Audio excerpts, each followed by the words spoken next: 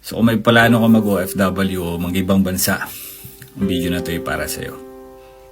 Hindi ka pwedeng umuwi anumang oras na gusto mo. Akala ng iba ayaw mo lang umuwi kasi nag-e-enjoy ka na sa ibang bansa. Pero madabi dapat i-consider hindi lang ang pamasahe. Kundi pwede nga, kung pwede nga lang every 6 months umuwi. Bakit hindi? Nakakapagod, ngunit kailangan mong ituloy. Pero kapag kausap mo sila, dapat masigla ka o kaya naman masaya. Nasasabi nila ang kanilang problema, pero minsan, tayong OFW, hindi natin masabi ang sarili nating problema dahil ayaw natin silang mag-alala. Ang magpatuloy ay hindi na isang option, isa na itong obligasyon. Sa abroad, magtiwala ka lang sa piling tao o iilang tao.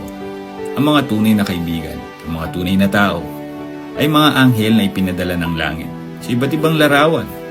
Mahirap ibigay ang tiwala mo sa mga stranger kahit kabayan mo pa. Pero kapag nakilala mo ang mga tunay, pahalagahan mo sila. Ang mga tao ay dumarating at umaalis, ngunit ang mga tunay ay nananatili. Madalas na nangyayari ang homesick at overthink. Paano sila? Paano siya?